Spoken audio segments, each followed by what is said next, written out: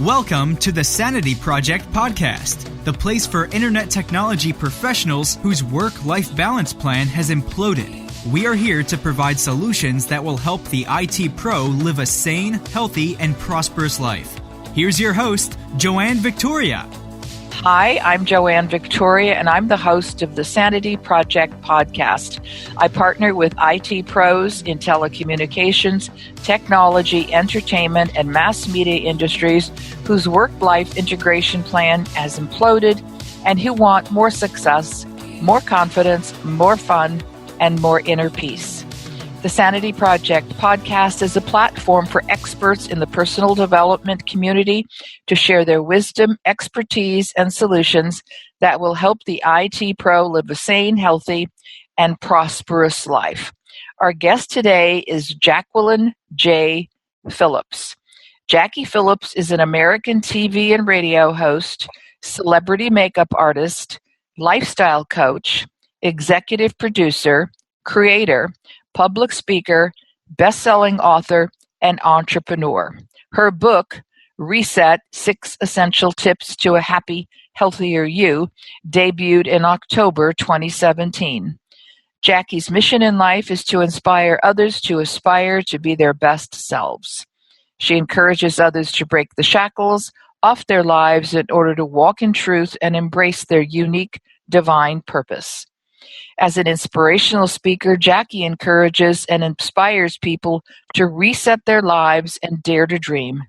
No dream is too big because it's your opportunity to reach for your dreams and take what is meant for you. Jacqui facilitates this through her nonprofit Reset program. Jacqui is the host of the TV show Joy in Our Town on TBN, the Trinity Broadcast Network, which includes news, community events, and public issues programming in studio from the New York City location. Jacqui is a certified professional life coach with Fowler International Association, a master business coach, and President's Club member of the Christian Women in Media Association, an alumni member of the Association of Women Inventors and Entrepreneurs, and an active member of the National Academy of Television Arts and Sciences in New York. And Jacqui is here to help you listeners understand about resetting your lives to find the courage to live your unique divine purpose. And welcome to the show, the magnificent Jacqui Phillips. Thank you, Joanne. Thank you so much for having me. I'm so excited to be here today. I'm glad that you are here. You've lived a full life, haven't you, my girl, my lady, my woman? I mean, I have. I've been very busy. I've gone through a few resets, and that led me to my book. And I just like to encourage people to keep moving because it does get better. You know, it does get better. And that's what Reset is all about, is that, you know, the real message here is it's never too late to start over. It doesn't matter how old you are, how young you are. You can always create an opportunity for yourself to start again. And in my book, I talk about 6 essential resets. And those are all the different categories that I did reset, which are fitness, relationships, emotions, finances, appearance, and faith. And I felt that those were the necessary ones to target because we can all identify with those categories in our life, and they're all really fundamental, essential, you know, categories that are always going to be in our life. And those are the things that affect us and create the spiritual weight that weighs us down, that leads us to need a reset. And spiritual weight I talk about a lot in the book, and those are the things that weigh us down, make us depressed. Perhaps the more spiritual weight you have, like I did, it manifested into physical weight. Certainly that doesn't happen with everyone. Maybe they get migraines, maybe they have anxiety, maybe they suffer from depression. You know, but it's the things that people say to us, even if they've started saying it when we were a little kid, you know, you're not good enough, you'll never amount to anything, you're not smart, you know, all those things that people say that hurt us, and we start to believe that about ourselves. And it creates this spiritual weight that blocks us from living our unique divine purpose that we're here to live, because we all have gifts. We all have unique gifts to share, but we often don't tap into them because we get on this hamster wheel. And that is what Reset is all about, Joanne, is learning to hit that happiness button. And if you don't know what it is, it's finding it, flipping the switch, resetting, and starting anew. So how do people hit that happiness button? I know a lot of people get stuck, as you say, that hamster wheel, that brick wall in front of them that they continue to walk into over and over again. And then internally they give up. They let go and accept what is as opposed to what could be. Do you find that with people you talk to or people who've read your book? Oh, yes. I think a lot of us are stuck. And, even though I have 6 categories, certainly not everyone needs a reset in all 6 categories, and maybe just one category. But what happens is when we get stuck in one, it does begin to affect the others if we don't mend that and fix it. So say if your finances were completely out of whack and it's all you're thinking about, well, that's going to start affecting your relationships. You're going to be distracted. You're not going to be present. You might even be a little angry at times. And so then the finances is going to bleed into your relationships. And it's obviously already affecting your emotions. So to answer your question, how do you flip on the happiness switch? Well, first you need to accept that you need to have a reset. That something in your life is definitely not working and that you need to fix it. And I talk about in my book that there's 8 attitudes that are needed in order for us to embrace a true reset. And a reset starts with a new attitude, period. And I find it imperative to talk about this because if we don't accept that we need a reset and we don't create accountability for what we're resetting, we're not going to be successful. So the 8 attitudes that I talk about, and I think your audience can totally identify with this, they're pretty simple, is, self-love. That's one attitude. Embracing yourself with who you are with joy and satisfaction, knowing that you're enough. The second is that you deserve this.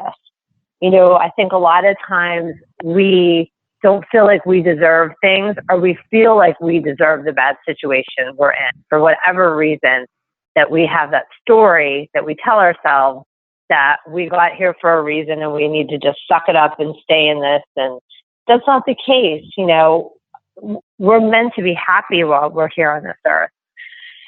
Success. That's the third one. Not being anxious, expecting to succeed, as opposed to a lot of us are always waiting for that, other shoe to drop. Leadership. You need to lead yourself into a reset. Lead yourself into a new truth about yourself. Lead yourself down that path of where you really want to go in comparison to where you are now. And then my favorite, accountability. That's number 5. We must be accountable for everything in our lives. We will succeed once we are accountable. So that means learning about whatever you're trying to reset and making an action plan and sticking to it. So let's pretend that if you wanted to maybe lose some weight, and say you wanted to lose 30 pounds.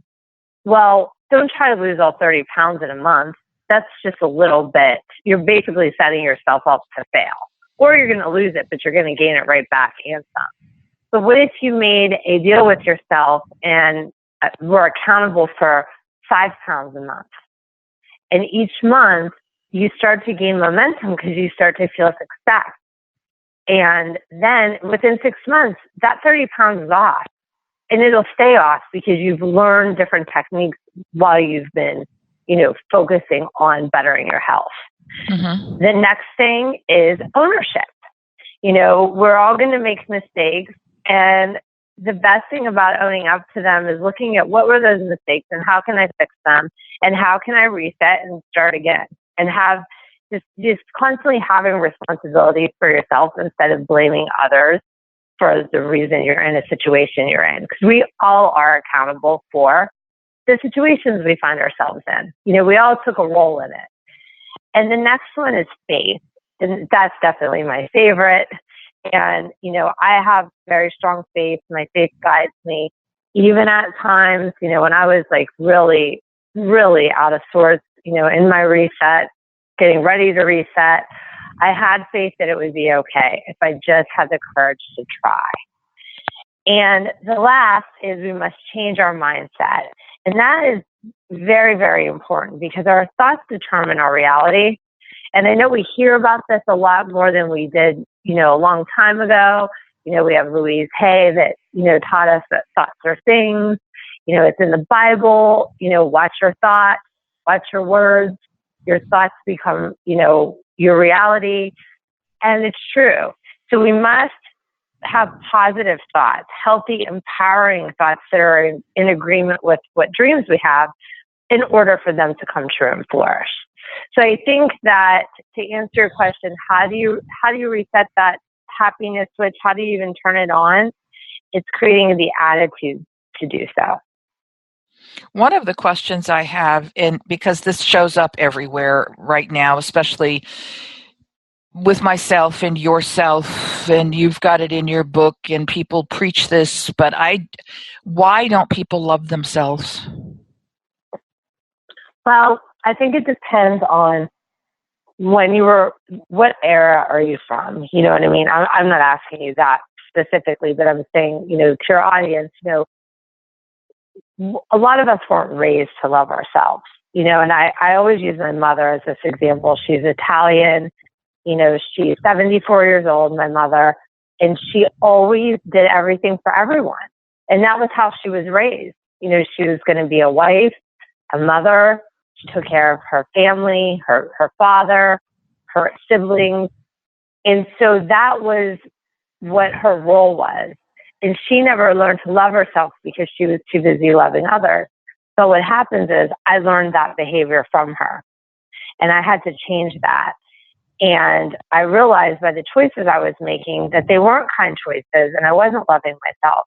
And loving yourself I think people get very misconstrued by what loving yourself really means. Loving yourself doesn't mean having an affair with your phone and taking 500 selfies and posting them on social media. Loving yourself is making kind, conscious decisions for yourself. Loving yourself could be getting enough sleep at night. Eating a healthy meal that you're going to be glad that you ate because you know that it was nourishment for your body that it needed. Taking a bath, buying that shirt you've wanted and you saved up for it. So, getting a manicure, like those sound like simple, basic things, but those are acts of self-love because you're making your heart happy when you do it. And we don't know how to do it because we didn't learn how to do it. And I feel that in this day and age, it's wonderful that this subject is so popular and that we're learning how to do it. And it's very important. And I've learned to love myself more even by taking the time in the morning to pray and meditate. I find that it's such an important part of my day. It keeps me very centered. It gives me energy. If I do a lot of television shows and sometimes I'm up at 4, at least 2-3 days a week, I'm up at 4 a.m. And sometimes I don't have a chance to lay down and take a nap if I have to go till like 9 at night, but I can meditate for 10 or 20 minutes. And it really does work and it gives me energy. So learning those tools, I think that's another thing what Reset's all about is learning some tools that work for you in order to have a better, healthier, more joyful life.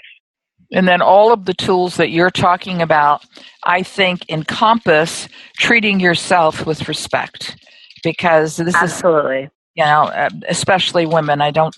They may have gone to an extreme, but I think that there's a middle here. The pendulum swings to the left and to the right, and then the bottom line is you must treat yourself with respect. And if respect means you have to love yourself and take care of your personal fitness and look at your emotional state and be more mindful, change your mindset. My God, it's just so important that people do that. And I'm not going to say it's simple. Well, it might be simple and maybe it's not easy, but I think people need to take the time to recognize what's missing in their lives.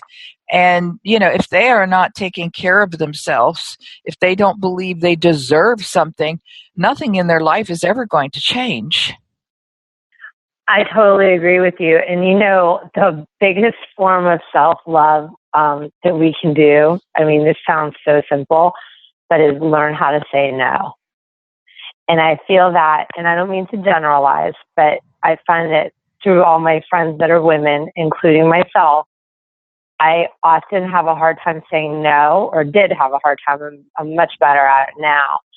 But, you always want to please everyone, and saying no is a form of self-love because you are self-respect. It's a form of self-respect like you're talking about.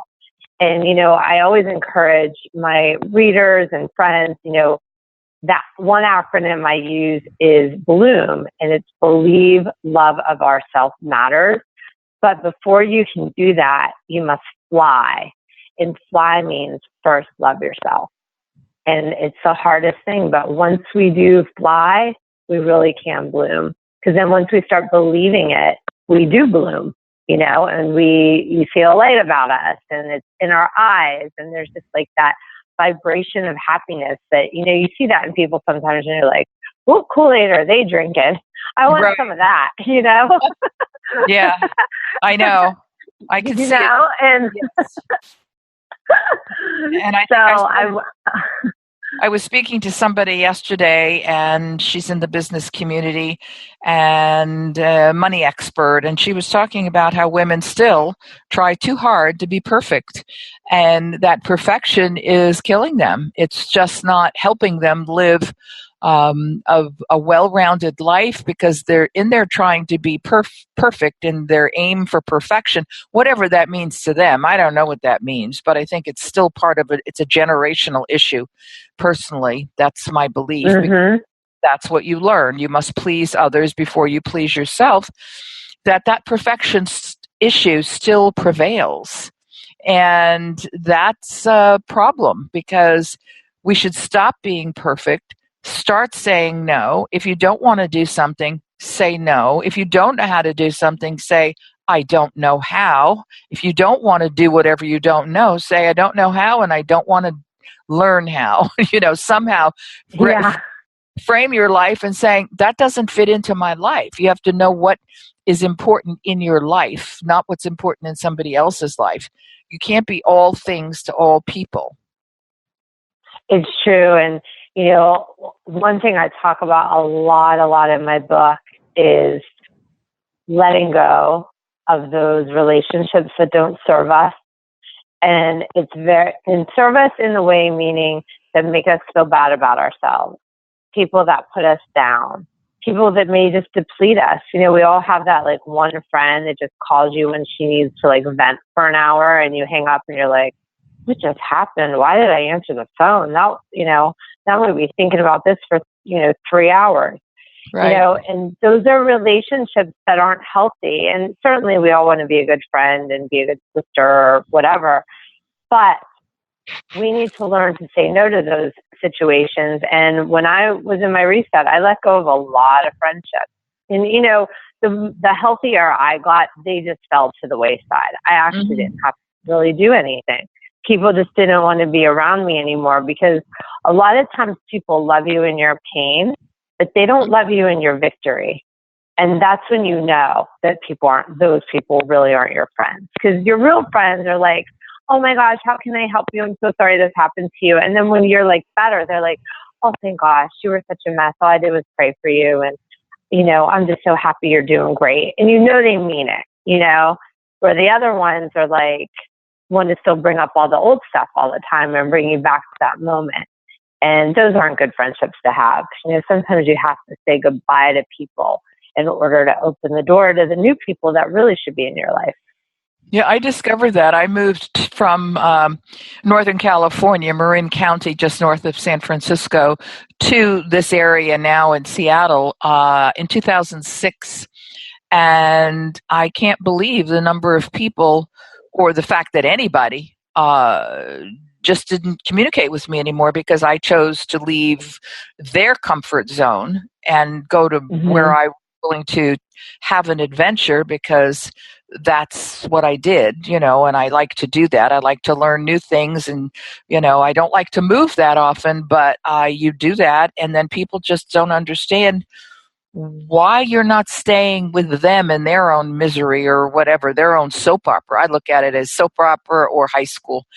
And, because I still think everything is high school out there. It's just not elevated much more than high school. I agree.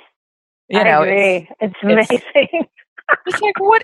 Why are people are acting like there's still that there's this distinction. There's middle school, however it was framed. I went to Catholic school, so that was another level of issues. Yeah, me too. Yeah, it's like getting through high school or whatever kind of school you go to is bad enough, but getting through Catholic school is like going through hell, because nobody understands unless you've been there.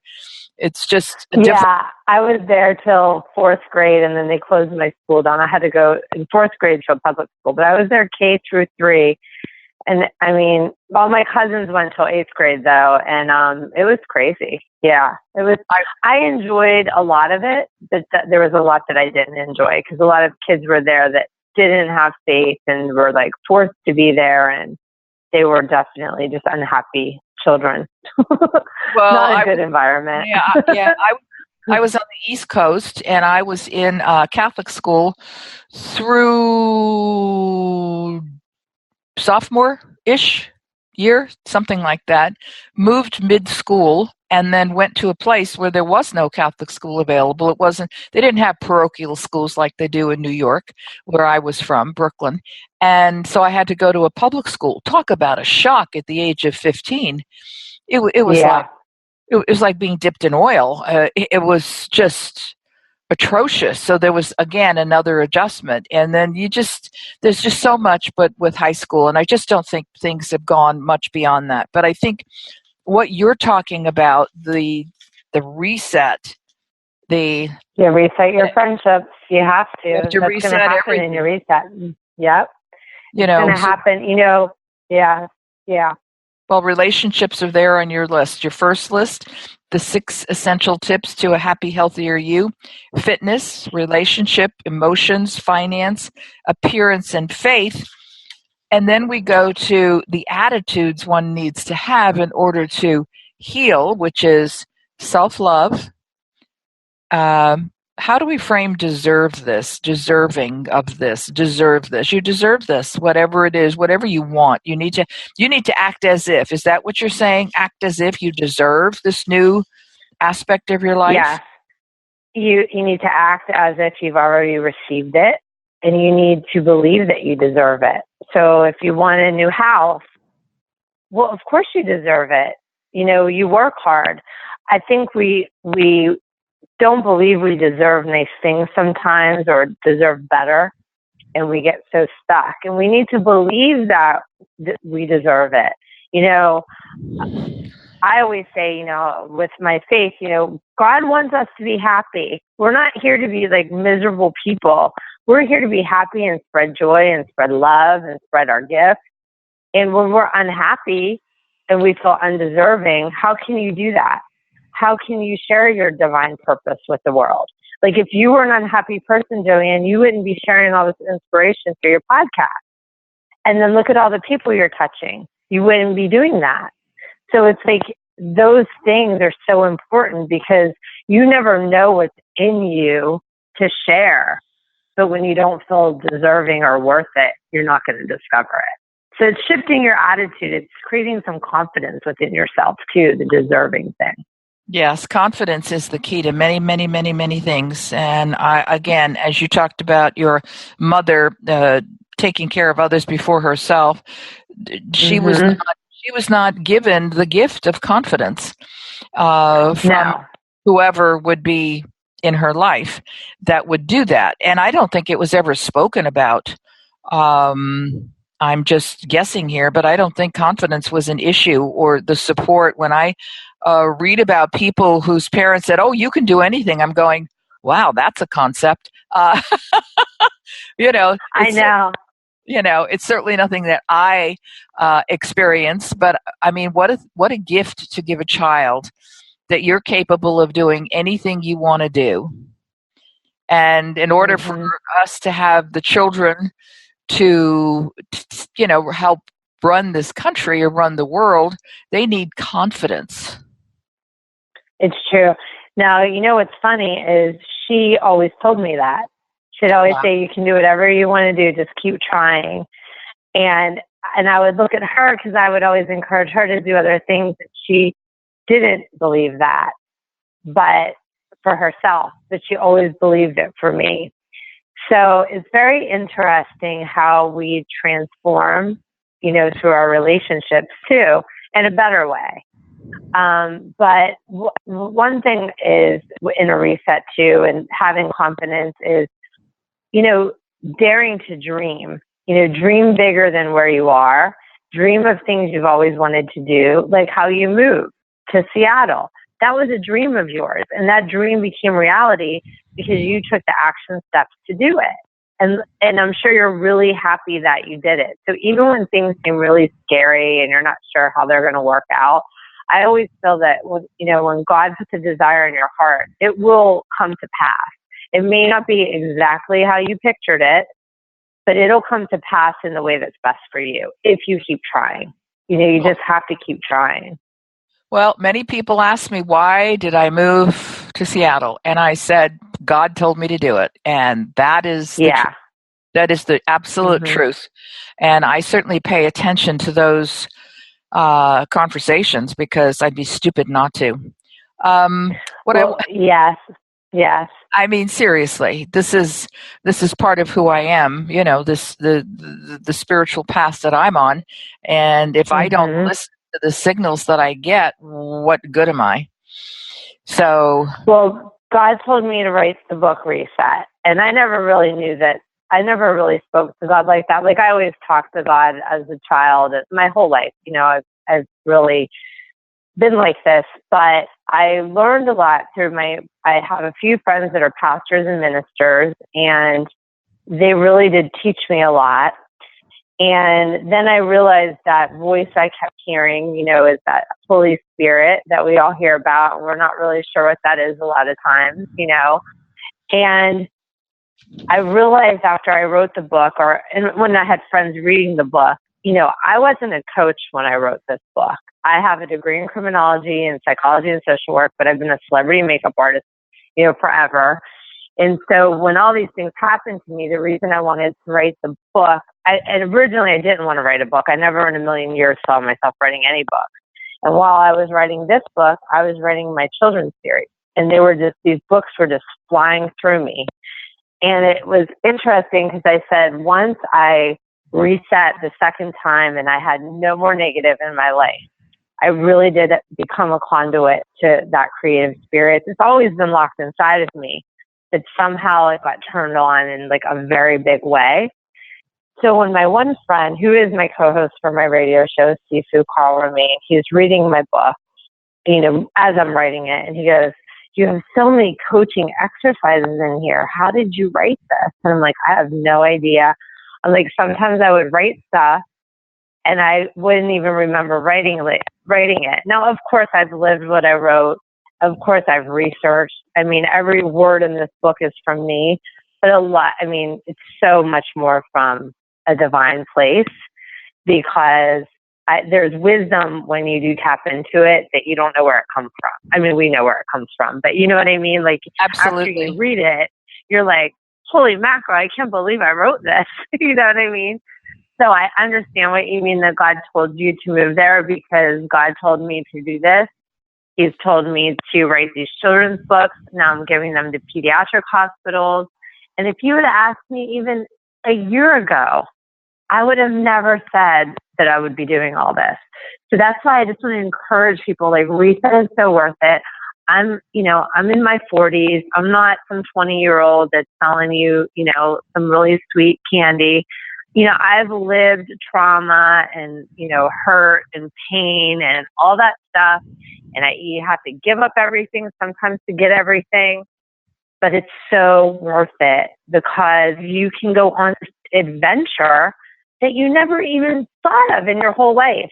And, you look back and you're like, wow, what happens in a year? It can sometimes be quite amazing,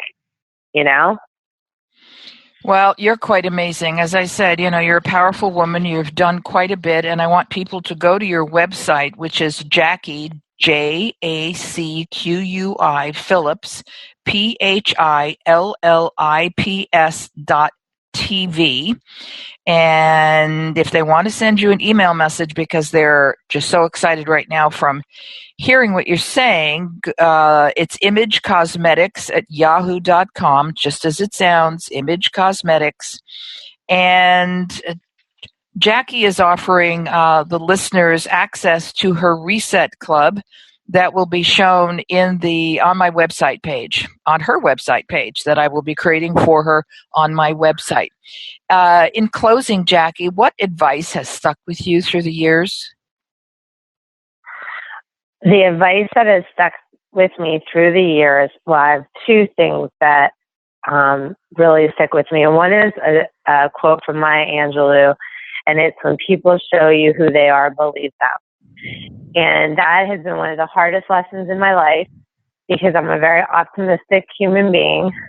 And I always try to give people the benefit of the doubt, and I fall in love with their potential instead of their reality. And I've learned to do that now. And then the other one that I love so much is delight yourself in the Lord, and He will give you the desires of your heart. Because I think that when we, and maybe, even if your listeners aren't Christian, but when you do delight in God, God in general, you do tap into something inside of you that has always been waiting to come out. And you give your soul a chance to sing. And I just think it's so important for us to all have courage and patience with ourselves to give ourselves a chance to live our best life. And that's what Reset's all about.